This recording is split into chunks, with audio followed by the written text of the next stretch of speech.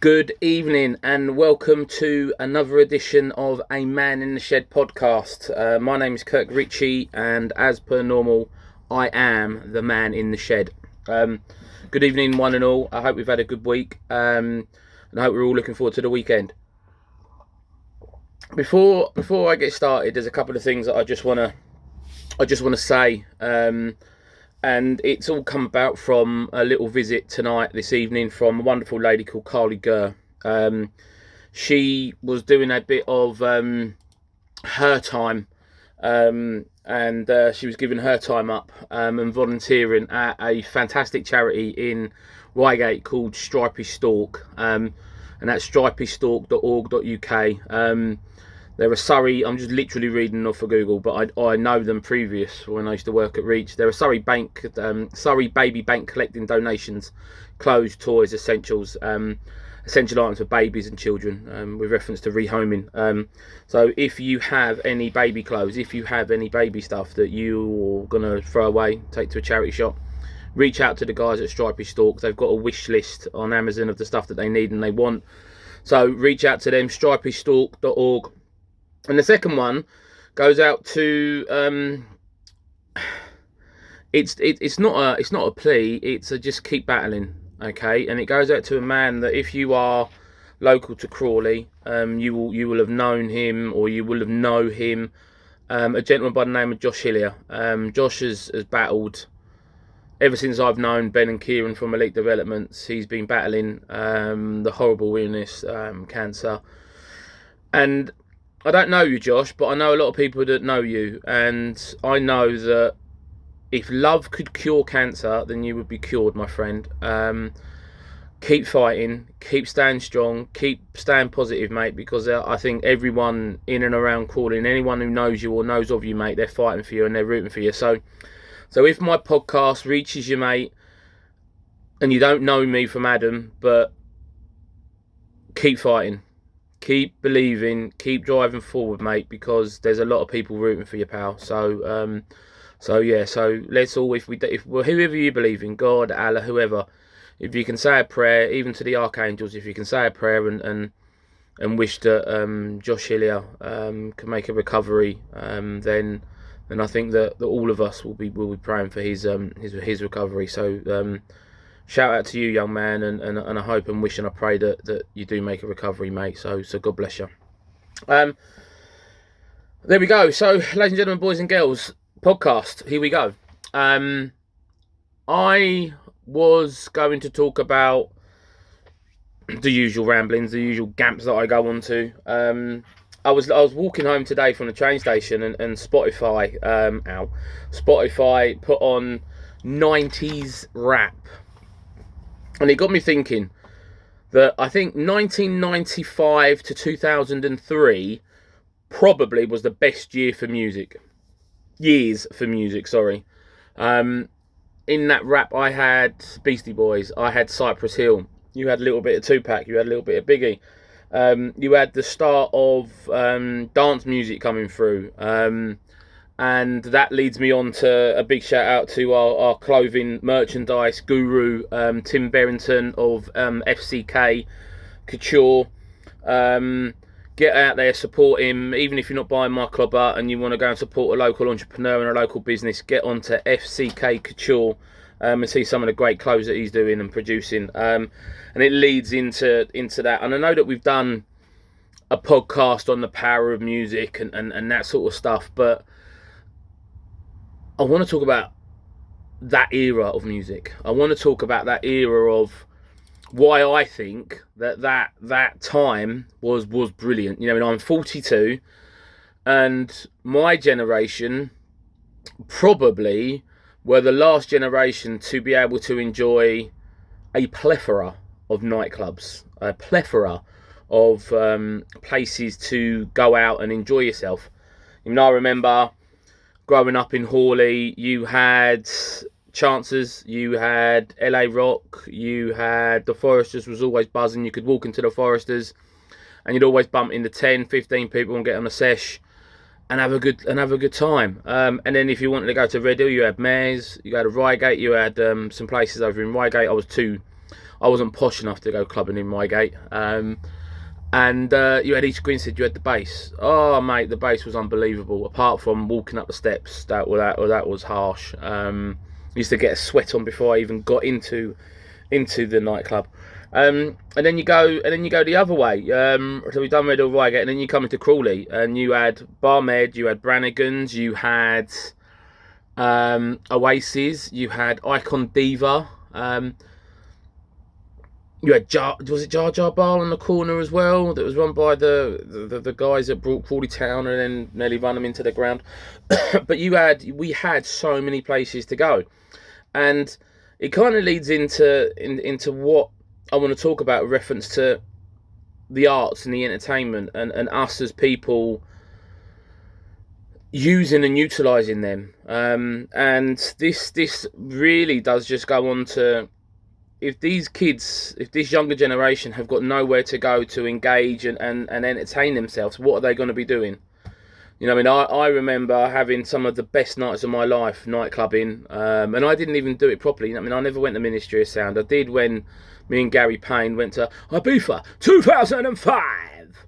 Gary Payne, if you're listening, big up 2005 Ibiza. Let's do a reunion 1830s, yeah, innit? But we had a blast and we loved it. And but these kids nowadays, you know, I mean, what are they doing? And I'm sure that there are nightclubs and discotheques and all that lot that these youngsters go to. But I worry that there's not that diversity of options for them. And because music transports me to a place and a time, and I've said it before on one of the earlier podcasts, it does transport me back to times when I was young, and I can laugh about what I used to get up to and stuff like that. And as I say, the nightclubs that I used to go to, and it was brilliant. You used to moan about going into Dead Hill and going into Mares, and but it was class. Everyone went to Mares, you know what I mean? You'd always see the people there. And then you go outside and get a kebab from the man who you'd had to borrow a shirt and a pair of shoes off of, because the bouncers won't let you in, but the week before they let you in with a polo shirt and a pair of trainers. There you go. But these music, dance, the theatre, the arts, all of it is there for all of us to enjoy. And I go on and I bang the drum about music. You know what I mean? Music has given me the power to run marathons. Music has given me the strength to get over the loss and the death of my mum. I mean, music has given me the opportunity to become a silly quizmaster. Do you know what I mean? And big up to everyone at Three Bridges Football Club for again allowing me to host a quiz. But music, my love for music, has driven me to do things that I never thought I would be able to do, and I'm blessed from that. I mean, I will music will transport me to brilliant times, to dancing with my wife and getting sweaty in Mares when Luck and Neat were there. DJ Luck and MC Neat are inside. But these are memories that, until I get Alzheimer's, they're going to live with me. And I look at my kids, you know, I mean, Daniel, who's 11, and the twins who are 9. I mean, what's it going to be like for them when they're allowed to go out, and they're allowed to go out dancing and drinking and clubbing and stuff like that? Yes, Tracy and I will be there as well. But if we don't start putting on more shows, and if we don't start creating more safe spaces for the youth and the generation that are below us and below us to be able to enjoy, they're going to go to school, go to college, go to work, and they're going to come home, sit in front of their computers, and that's it. You know, I remember working at PSA Finance with Gary Biddiscombe, you know what I mean, who sadly has gone missing, and after a fateful night with me, Adam Pollard, and Tunde Ozibogan, Prince Baba Tunde Ozibogan. And if anyone knows Gary Biddiscombe, you know what I mean, reach out to him, because I miss him, and he was a good egg. But yeah, I haven't spoken to him in a long time. But you know, we'd finish work and we'd go over to the Sun, and we'd get chucked out for laughing too loud because it was Witherspoons and they had no music. And then we'd go into O'Neill's, and then they'd have live music, live Irish music, and we'd be up dancing and singing. And then we'd go over to the Abbot, which was a dive, but you used to go in there, and then you go into Mares, and away you go. There's your night. what is there for these youngsters to do now? I've just done it now. I've literally just got off the train from Croydon. Box Park looks amazing. You know what I mean? I'd love to have a session there.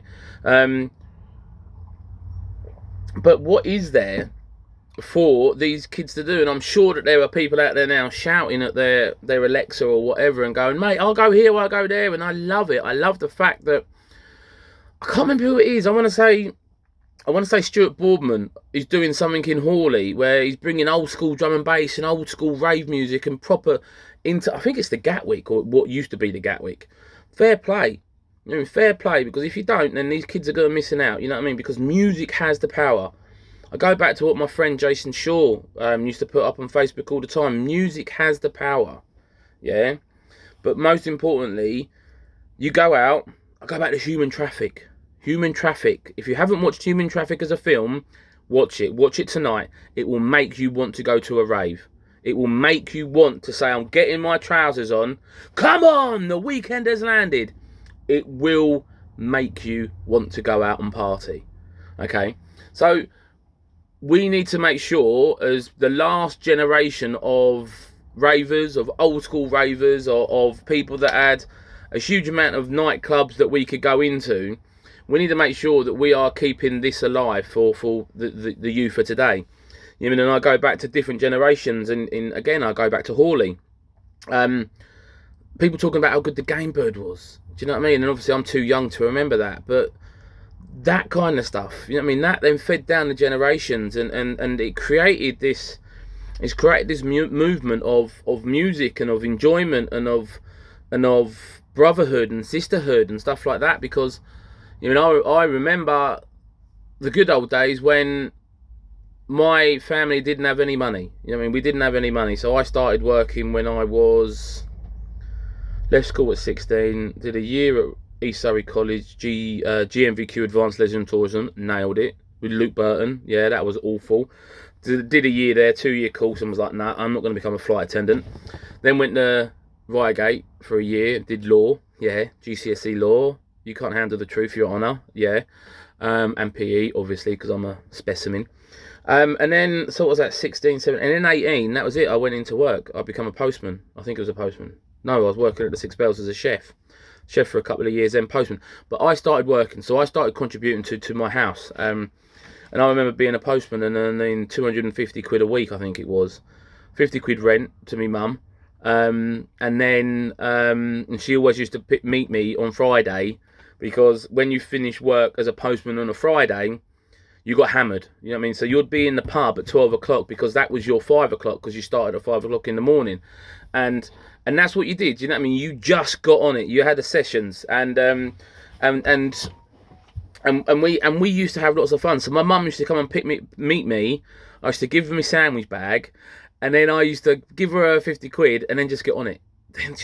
And my uncle Lorney was also a postman with us, and I remember one day we got so drunk, it was like 4 o'clock in the afternoon, and we were drinking bottles of red wine, and we were drinking it hard, bottles of red wine and Guinness. But that's what you did. And then you go home, Tristan Fish would finish work, he'd walk down from Gatwick, I'd stumble in, I'd have a shower, I'd throw in a little bit of fake cool water, because I couldn't afford to buy the real stuff. We used to buy it from a Moody shop in Red Hill. We used to get, what was it called?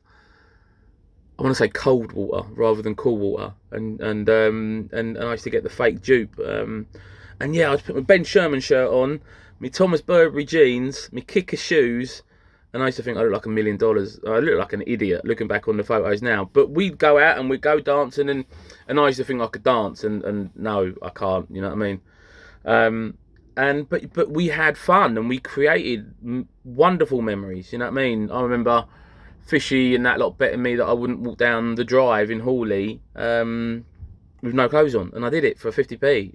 Done. You know what I mean? Because what you did, you created memories, you had a laugh. Get these kids off of computers, and I'm not saying that get kids drunk and all that lot, because you can go out and have a good time without having a drink. You know what I mean? I've had many a good night being the driver and just still being the clown and still having fun and still dancing and still talking to random people. And as I say, you created these memories, and I go back to saying about Josh and his fight in cancer and stuff like that. I see from the friends that we've got in common the fun times that they had. You know what I mean? Going abroad, going and watching Chelsea abroad, and the memories that he's had and he's created with his friends. And that is a bond that will last a lifetime, and they are memories that will last a lifetime. And it's so important to live. Sounds really, really silly, and it sounds really, really easy, but it's so important to live. I've said it once and I'll say it 1,000 times. We do not get a second chance. This is it. This is our one and only chance of life. No regrets. We will make mistakes. We are human. We are stupid. Especially men. We will make mistakes. Own it. Learn from it. And don't repeat it. Yeah? That's what we've got to do. We've got to enjoy life. Do you know what I mean? Because if we don't, and all we do is we get up, we go to work, we come home, we get up, we go to work, we come home, we get up, we go to work, we come home, and I get that that's the cycle for a lot of people. What are you doing it for? What are you doing it for? You're not living, you're surviving. And I know that sometimes the survival gets you to the living stage. But you don't need hundreds of pounds to create memories. You know what I mean? Go for a walk. Text you one of your pals and go, do you fancy going for a walk? You know what I mean? Around Crawley, you've got lovely parks, you've got love areas where you can just go for a lovely walk. If you know someone who's got a dog, can I join you in your long dog walk on a Sunday? That doesn't cost you a penny. Does not cost you a penny. And when you're on that walk, you never know what you might see. Yeah, you might meet the love of your life walking with another dog, and the dog might start biting you and chewing your leg. You don't know. Get out of that comfort blanket. Get out of that safe space. Take yourself away. Be brave. You know what I mean? Be prepared to fail. Be prepared to take a chance. Because if you don't, when you meet your maker, yeah, and I've said it once, and I'll say it again. When you meet your maker and you are there, you don't want to then turn around and see in heaven the person that you could have become. Yeah, you don't want to do that. You want to become the person that you know you can become on this earth. Yeah? Do it. What have you got to lose? Nothing. Yeah? Just be brave with it. Enjoy life. And I know that's really easy to say. And I can say that because I am in such a really happy state. I'm in a really positive frame of mind. You know what I mean? Tim Berrington sent me this lovely voicemail message. And he was moaning at me about me saying about I've got no skills and I've got nothing. And he goes, the fact that you can sit in your shed and just talking to a microphone and talking to your phone camera and affect people's lives, put a smile in their face, maybe make them cry, maybe make them for a split second just say, do you know what, I'm going to be brave and I'm going to go to the pub, or I'm going to go and text my mate, or I'm going to go and reach out to this fellow, I'm going to go and reach out to my family. That's a gift, that's a skill. I don't look at it as that, but thank you very much. But the opportunity to be brave, the opportunity to pay it forward, the opportunity to give back, the opportunity to do something fun, the opportunities are there. Sometimes we don't know that they're real opportunities. Sometimes you might say, oh no, this isn't right for me, or whatever. Don't be afraid to just do something scary. I go back to that Baz Luhrmann song, you know what I mean? Do something every day that scares you or excites you. I can't remember which one it was. But he's right. And I'm not saying run in front of a car because that's just stupid. I'm saying, do you know what I mean? Maybe if you are single and you see that person that you want to invite out for a drink, just what's the harm? Do you fancy going out for a beer? Or do you fancy going out for a coffee? Do you fancy going out for a bit of lunch? If they say no, you've not lost anything. If they say yeah, mate, you've got the opportunity to gain something special. Yeah, I texted Tracy, there's an event going down in Brighton, a barbecue dancing thing. And I'm like, we're going. And we're going to put our classics on and we're going to have a little dance off, shall we? You know what I mean? Go back to the streets. Because I still want to create memories with my beautiful wife. I have a beautiful family. I am very, very lucky. I know how lucky I am. Take nothing away from it. I know how lucky and blessed I am. Yeah? Work at the moment is so wonderful. I love it. People turn around to me and the first thing they say when they see me, Jesus, you look happy. And I loved my time at Reach, I really did. But to be happy in work and to be able to do something creative and have an impact on something is brilliant. I love it. And it was very brave of me to make the decision of leaving somewhere that I've been for 9 years to go and do something that was new to me. But I'm now reaping the rewards of a happier, healthier, saner me. You know what I mean? And that's it. And I will strive to become a better me every day. That's just the way I am now. Whether that's me going to the gym more often, not drinking, that's never going to happen. Being kind and courteous and stuff like that, respectful. But I will continue to create memories. I will continue to allow music, allow the theatre, allow films to make Tracy and I create memories.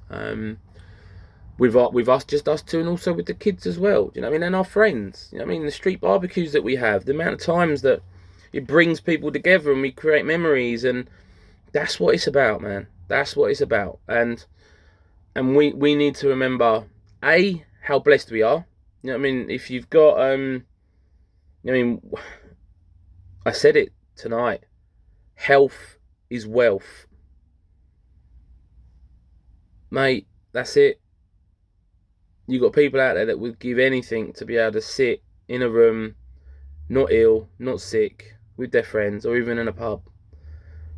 And they can't, but they're going to be battling and they're going to be fighting and they're going to be trying everything they can do to beat this again.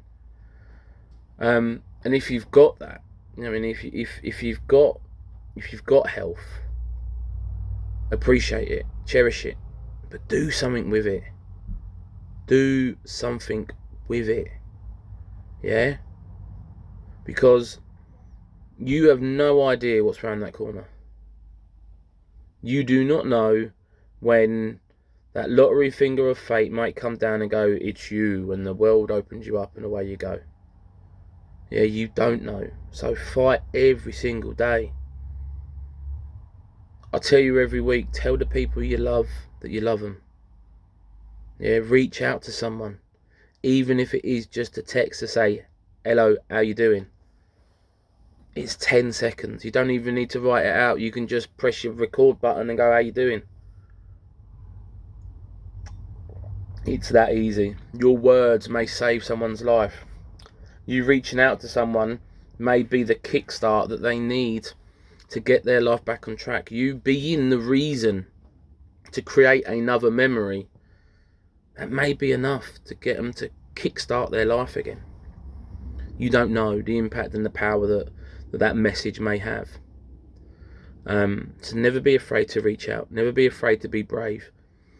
Never be afraid to put your hand up and go, I'm struggling today. Never be afraid to do that. You know what I mean? Because that takes a lot of bravery and that takes a lot of courage. Never be afraid to volunteer. You know what I mean? Never be afraid to say to your work, I want to have a charity day today and I want to go and do something positive and I want to go and do something. I want to go and do something for me to give back to people that are not as fortunate as myself. And there are a lot of people out there that may benefit from you setting up your own podcast, you reaching out and setting up a friends clinic in a Witherspoons to get people around drinking coffee or in a coffee shop. You know what I mean? A friends clinic where you can come, you can have a chat, and you can go, or you can just come, have a coffee, and sit there and say nothing but be around people. Yeah, you might be the reason that someone else develops and grows and becomes a happier, healthier person. Yeah, so never ever be afraid of what you can do and what you can contribute to someone's life. And just remember that your words that you put out there, they can affect someone's life, both negatively and positively. So just remember that. You know what I mean? Just be respectful of what you're saying, because you don't know the power and the journey that some people are on. But be brave. be happy, and most importantly, do it with a smile. Yeah, because I've been told I've got a smile as good as many famous actors. And when I look at my smile, I think, oh my God, yeah, I look like a young Brad Pitt, when he played Benjamin Button and all that lot. But do it, man. Smile and enjoy life, because this is it. No dress rehearsals. Um, just give it your all. So big shout out to BDO Tom. I hope you're well, mate. I hope you're having a good weekend, and obviously everyone else at BDO. Big shout out to Stripey Stork again. Big shout out to Josh. Man like Josh, just keep fighting, man, and the love and the support will be there for you, buddy. And I mean it. If anyone's out there and they're struggling and they want to reach out, they want to meet out for a coffee, go out for a little pint, even go to the gym and have a workout. Do it. Reach out to me. Reach out to anyone. And as my old girl used to say, just be nice to each other. That's it. My name is Kirk Ritchie, and I am the man in the shed.